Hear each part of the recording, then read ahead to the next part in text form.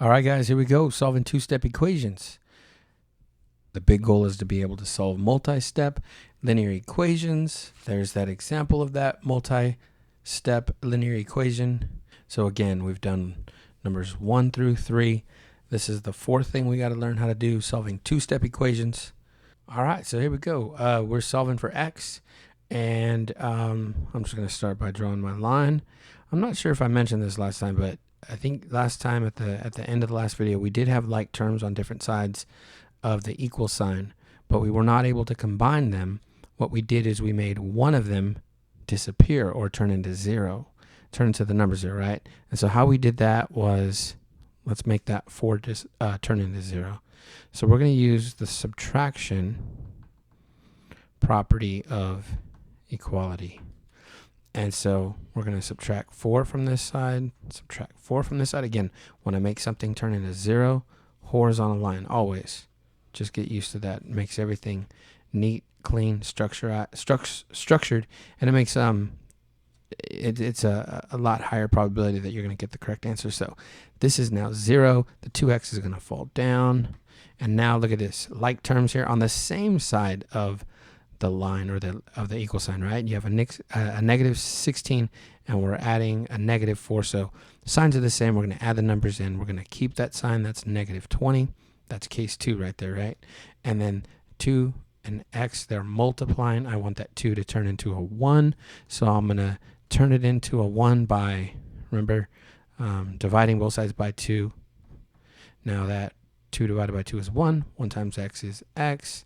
And then a negative divided by a positive. We talked about that. We have a chart for that, right? That's a negative. And then half of 20 is 10. Boom. There's our answer, negative 10. Now, this is going to be the first time that we could solve this in 2 different ways. So this is the most conventional, straightforward way of doing it. But let me just show you something, man. Check this out. I think this is dope. So what the other way that we could have done this problem is we could have here divided both sides. Let's say you want to start here. Now I don't recommend you do it this way, but it could be done this way if you wanted to. Okay, so like let's say we wanted to turn this. Somebody might say, well, turn that 2 into 1 by dividing it by 2. Okay, that's true. The division property of equality. By the way, I just noticed something I should have put here. Division property of equality. I apologize there. On that last one, we divided both sides by 2. So here, we're going to divide both sides. Now, if somebody were to just draw a line here, like we're dividing this whole thing by 2 and dividing this whole thing by 2, guess what? That would actually be true. So what's happening is if we divide this whole thing by 2, what's going to happen is that, believe it or not, this is going to be divided by 2 and this is going to be divided by 2. And obviously, if we do this left side, we got to do the right side as well. And check out what happens now. Now we get 2 over 2. That's 1. 1 times x. We have x by itself over here. But half of 4 is 2, and half of negative 16 is negative 8. Do you see that? So we're still not done yet, although we're almost done. And now all we got to do is use the subtraction property of equality there. And we're going to make that turn into 0. Subtract 2 from both sides. And then we get our final answer, x equals negative 10. And what do you know? Look at that. We got the same answer, negative 10. This is a different way to do it. However, it's still mathematically legal. You see how we're able to start taking different routes? But you just got to use your properties of equality. And it will always work out if you're following the rules, okay? So there's example 1. Let's move to example 2. Okay, here we go. Solve for x. This time, check out what's happening here. This time, we actually have like terms on the same side of the line. Look at that. 4 minus 16. Now, if it would have been 4 and then minus 16 underneath it, that would have been the same thing. But look what happens. We learned how to combine like terms, didn't we? Look at these are like terms. They're both numbers, aren't they? And because they're on the same side of the equal sign, I can just like we did in that worksheet before, right? We can combine them. And then we don't need to draw any lines because we didn't make anything turn into 0. This 2x is going to fall down. The equal sign always stays on the line. And then signs are different. subtract the absolute value. 16 minus 4 is 12. Keep the sign of the bigger number. 16 is bigger, it's negative. Boom. And now, last step, division, property of equality. We're going to simply divide both sides by 2. And x is equal to 12 over 2 is 6. And a negative divided by a positive is a negative. Negative 6 is our answer. And we can actually plug this back in. Double of negative 6 is negative 12. And then 4 minus 16 is also negative 12 over here. So negative 12 equals negative 12. And this does work. Here we go. Got to solve for x. Okay, look what's happening here. Do you notice how this is what we're trying to get by itself, right? And it's a pretty easy game. If we wanted to right now, guys, we could divide every single term by 3. But look what's going to happen over here. We're going to have negative 4 over 3, and you have negative 25 over 3. Both of those don't divide evenly, and then we're going to have to deal with fractions, which isn't like the end of the world. But if we can avoid it, let's avoid it, right? So I'm going to use the addition property of equality. And what I'm going to do is I'm going to make that turn into 0. Let's fill the hole, turn it into nothing, right?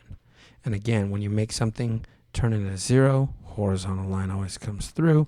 The 3x is going to fall down. And here, signs are different. Subtract the absolute values. 25 take away 4 is 21. Keep the sign of the bigger number. It's going to be negative.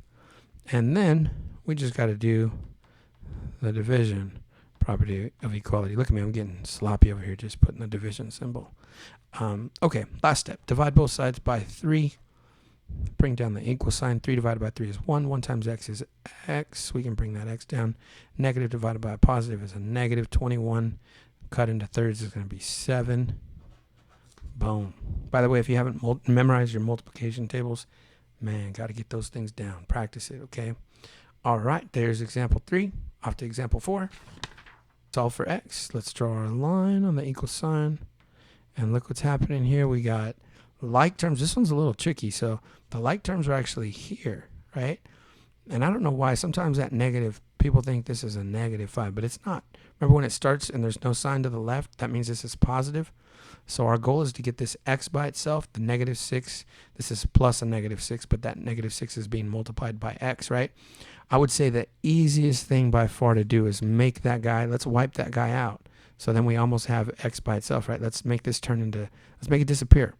And our weapon of choice to make things disappear is either the addition or subtraction property of equality. Okay, so this will either adding or subtracting always makes things disappear. That's our weapon of choice, right? So we're going to make that disappear. 5 minus 5, nothing left. That's gone. Bring down the negative 6x. And again, whenever you add or subtract, horizontal line all the way through, signs are the same. Add the numbers, keep the sign. This is a negative 18. And the last thing we're going to do, division property of equality. Negative 6 and x are multiplying together. I want negative 6 to turn into 1. So I'm going to divide it by negative 6. So both sides need to be divided by negative 6. So to turn things into 1, we're using that division property of equality, right? Negative 6 over negative 6 is 1. 1 times x is x. Negative divided by negative is a positive. And 18 divided by 6 is 3. If we check that 3, negative 6 times 3 is negative 18, and negative 18 plus 5 is negative 13. So boom, that works out. All right, guys, this is going to be it here. Solve for x. This is example 5. We're going to draw our line on the equal sign. And what do you know? There is like terms, but they're way over here on the outsides. And so we have a negative 6 and a positive 6. We are going to use we're going to make that turn into 0, right? And if you want 6 to turn, that's like 6 buckets of sand. We gotta fill the holes, right? So we're going to use the subtraction property of equality. We're going to subtract 6 from both sides. And this is our routine here. Whenever we turn something into 0, we draw that horizontal line. Bam, that's disappearing. Bring down the equal sign. And this falls down, right? This also falls down. We didn't touch it. Negative 4x, let it fall, right? Same sign, add the numbers, keep the sign. Negative 12. We're going to divide both sides now. Lastly, by negative 4. There's our division property of equality. And this turns out to be 1 times x is x. A negative divided by a negative is a positive. 12 over 4 is 3. Hey, listen, I just want to mention something real quick. Okay, guys, I know, I don't know, for some of you guys, I might be going a little too fast, but I'm going to tell you this, man. Like, you can watch it and see what I'm doing, and then do me a favor, watch it again and cover up, like, or push pause. Like, you saw what I did, right? So go through each one of these examples, look at the fresh problem, pause it, and see if you can do it on your own. You know, you might, second time watching the video, you might be able to get maybe like 30%, maybe 35%. Depends on where your level is, right? And then you do it again, and maybe you're going to be like 70, 80%.